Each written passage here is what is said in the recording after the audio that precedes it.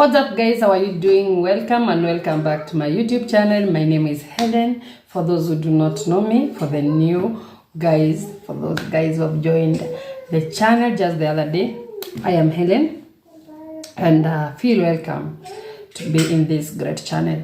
So guys, karibuni. Today we are looking at some money habits.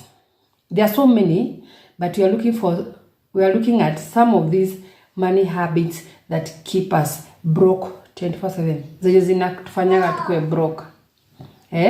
Some money habits that keep us broke. So I'm going to outline those things so that guys you can try and fix if at all you are doing those. So the first one that can make you broke or will finish your money like is impulse buying. Most of us go somewhere, maybe you're going to buy sugar and then you go and find something else, maybe a sugar container, then you buy a handkerchief, something that you did not plan. You are going for sugar, but you have bought sugar container and handkerchief, and from your house you didn't plan to buy those. So that is called impulse buying and will always make us broke, or will always make us use the extra coin that we had instead of saving that money for future use or for an emergency. Number 2 is alcohol.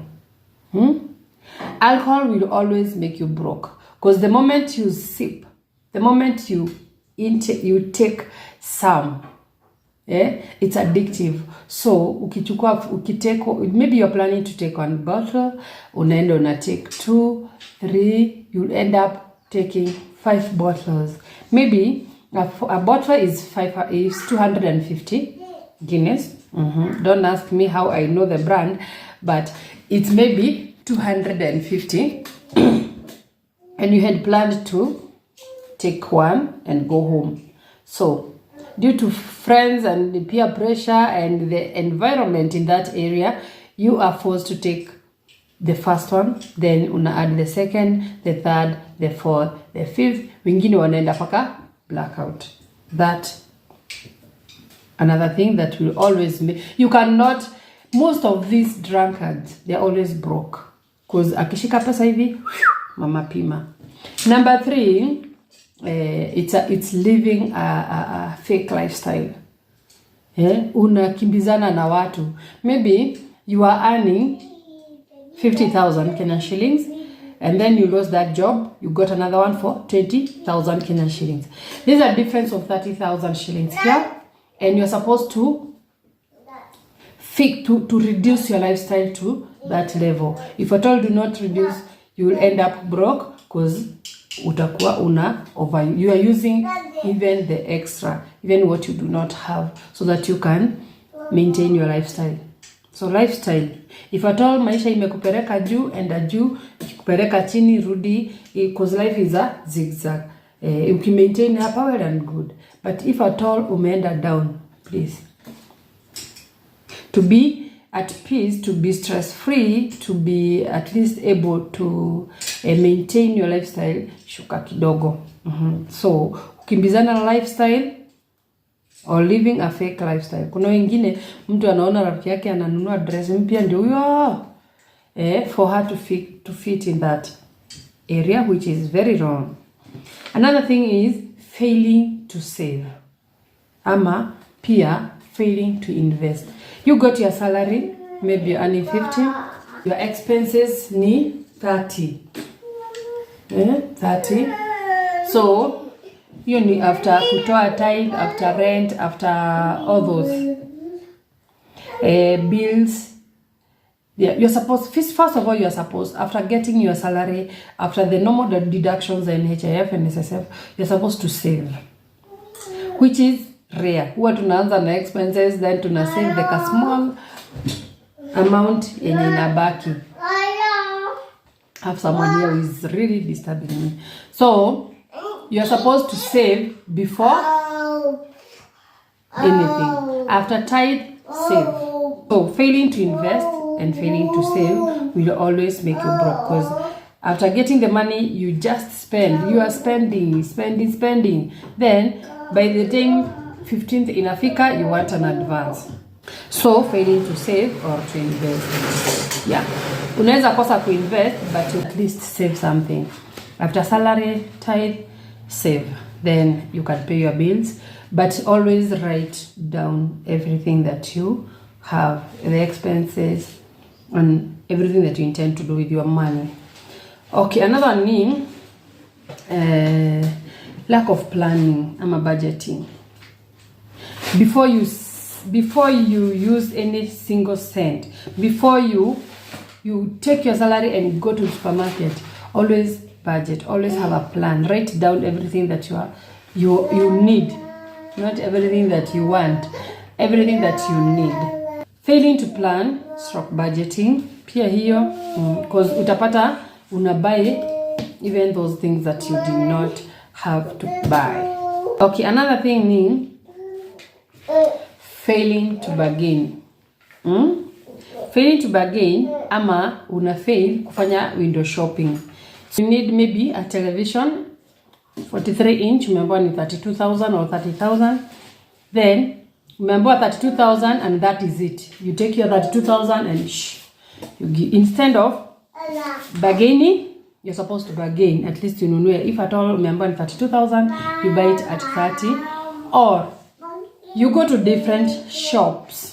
Unafanya window shopping for you to be safe. At least you save that 2,000 shillings. That 2,000 shillings can make a difference. Are you together? So bargaining. You must bargain for every single thing that you want to buy. So bargaining is one way of using your money wisely. Lakini si ile kubargain na bargain paka nyanya za mama pima, mama mboga, una bargain the something quality. Alafu we have too much generosity. We ni peana. Ukishika 1,000, you already kuna watu watatu hapo ndani. Too much generosity will always make you broke. Cause if at all you have 1,000 shillings and you give someone 200 shillings, why are you giving out cash? Everyone is supposed to work for every coin.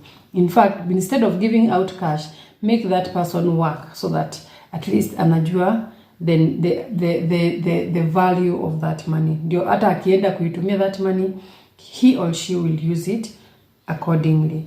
So too much generosity, kupeana, you are always giving and you are never receiving.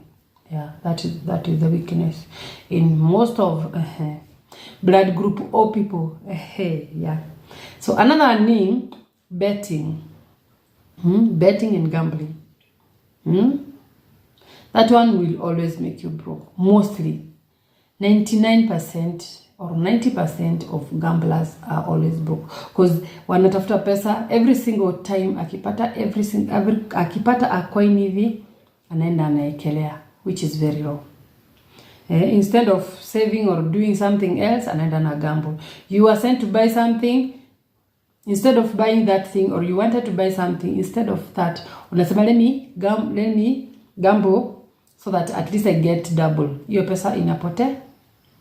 So what are you left with? Nothing. So betting and gambling. If you are told you're not, you do not have control of that, because this thing is addictive, you will always end up broke. Sending money to people who end up. Then lending. Kuna some of us tunapenda kupeana loan sana. It's not even loan.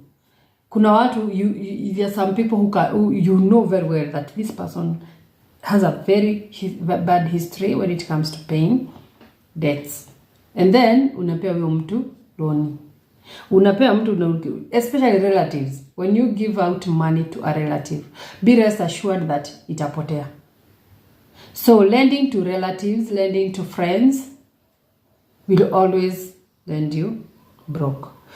Maybe you have given someone that money by date 1st, so that by 7th, when you are supposed to pay rent, that person will have returned the money, and she or he failed to return that money. What will you do? You'll end up borrowing somewhere else or having debts. Yet you had that money and you gave it out to relatives and friends. So relatives and friends will always make you broke. Are we together? Then there is uncontrolled borrowing. Kuna hii borrowing. Uko tu na mwanya. Unajua, the financial institutions that are giving out loans are everywhere.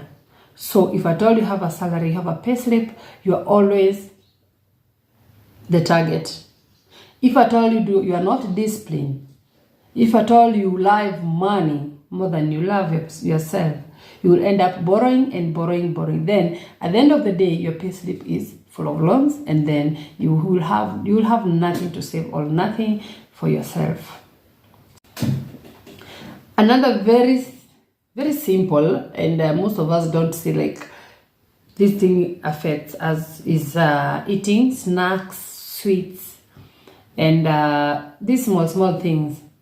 You are always chewing, you're always buying or eating sweets, you're always having a cookie, you are always, you have so many things, so many snacks in your house. Snack is not food.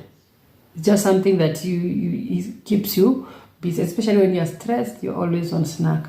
Make you go broke.